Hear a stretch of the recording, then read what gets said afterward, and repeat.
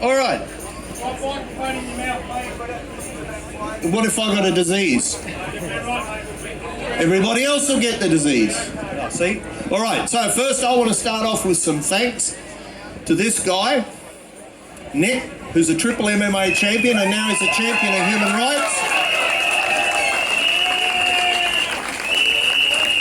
He knows me well enough to know that if you give me a microphone in public, anything's possible, but he still took the risk.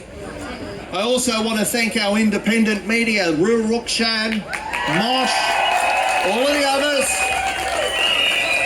all of you guys, but not the lamestream media Sharmuta. Not them. We've seen them lying and stealing and cheating. Not them. And I also want to thank the tradies that came out every day and marched through the city. I want to thank those guys. And I want to shout out to the poor bastard that got shot in the back by the cowards in the police public order response team. The guy that got shot 8 times in the back.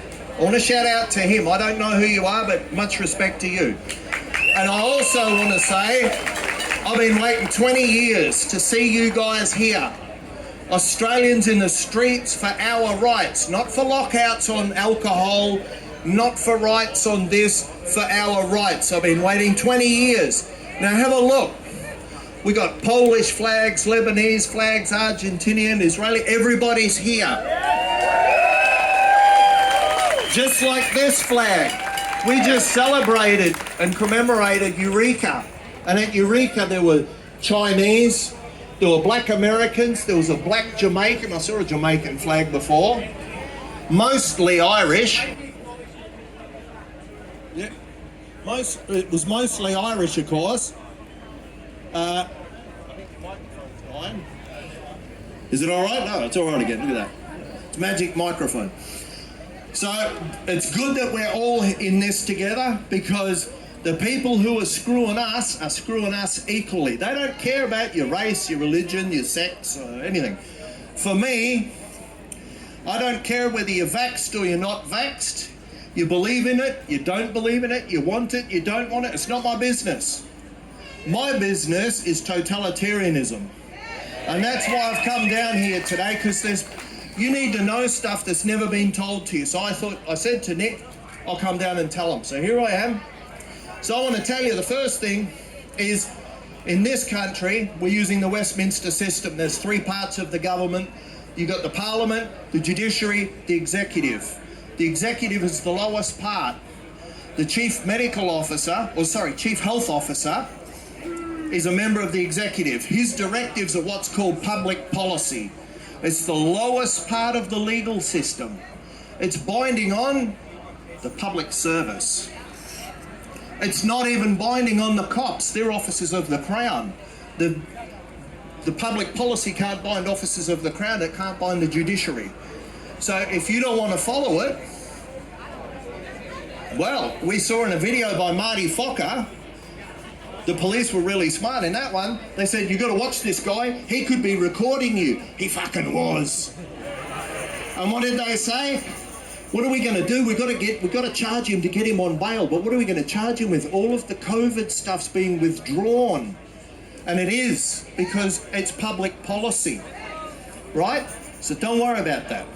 Now, the remedy in this state and every other state, if you've got a problem with any of this stuff and you get charged, you must go to human rights. They are vulnerable to human rights claims. Now, the Health and Wellbeing Act that they are making their directives under must have an override in its preamble to say that parts of it overcome the Charter of Rights and Responsibilities. Go and have a look, it has no override. Even if they could overcome the Charter of Rights and Responsibilities, guess what? There's a problem. In section 51 of your constitution, you've got subsection 29. It's a 2-word entry, external affairs. That's the treaty-making power of the Commonwealth. And I took a screenshot for you guys this morning because I didn't want to try and quote it from memory. I thought I'd read it out. I even bought my trusty reading implements. I'll find this eventually, give me a couple of days. And this is off the Parliament's website, the Commonwealth Parliament.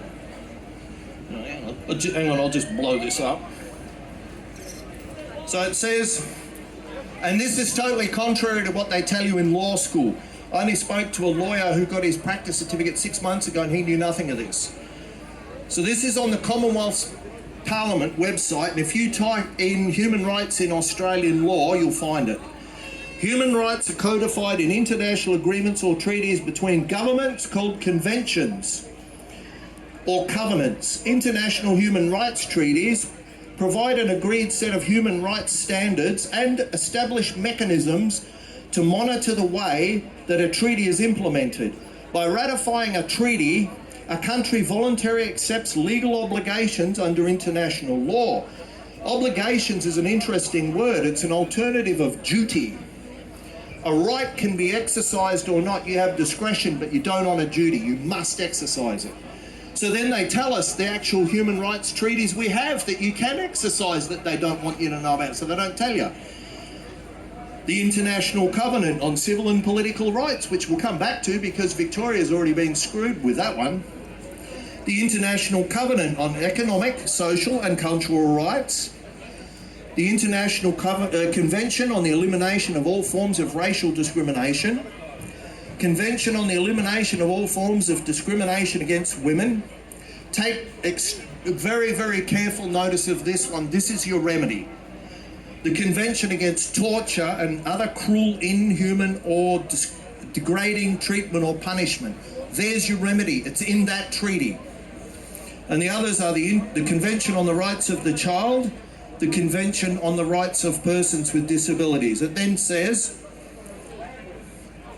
it is against these treaties that human rights scrutiny processes under the Human Rights Parliamentary Scrutiny Act 2011 are undertaken. Australia also has periodic treaty body reporting obligations under these treaties. So there's actually a committee within the Commonwealth Parliament that must examine every single bill presented to see if the bill conforms to those treaties. And guess what happens when they don't? It's called ultra vires. It's the doctrine of ultra vires. It's outside of power because it's international law and it overcomes the Constitution. So if the state makes a law that contravenes one of these treaties, Section 109 says where a law of the Commonwealth interferes with the law of the state, the law of the Commonwealth shall take precedence. And in 1974, in the Franklin Dam case, Tasmania lost when the Commonwealth used a treaty to stop a dam. Now, we owe some very, very, very big thanks to a young woman called Corinna Horvath. And I bet none of you have ever heard of her, but in 1996, she was bashed by the police in her house in Hastings. And it went all the way through the system.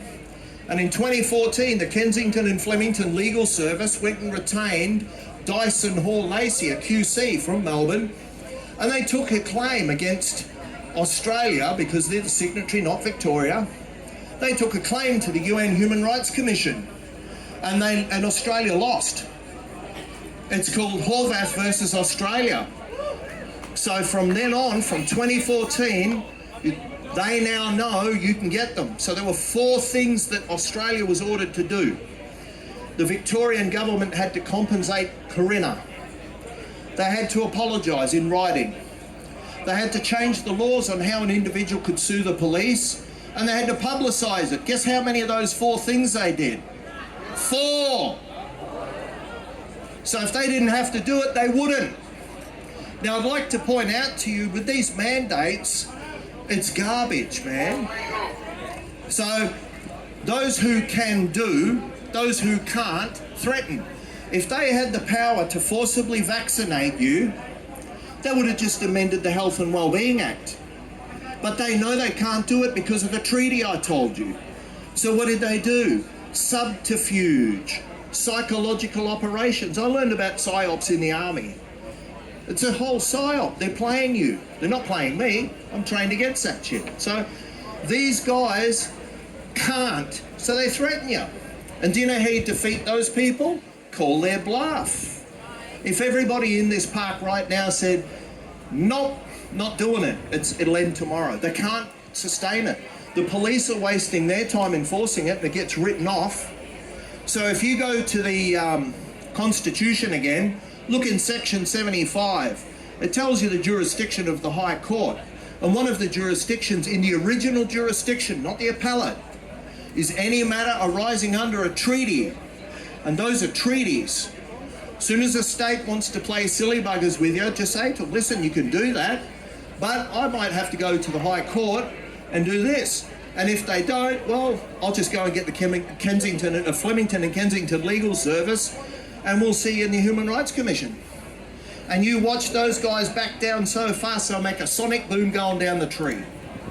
That's your remedy. So, thanks for coming, guys.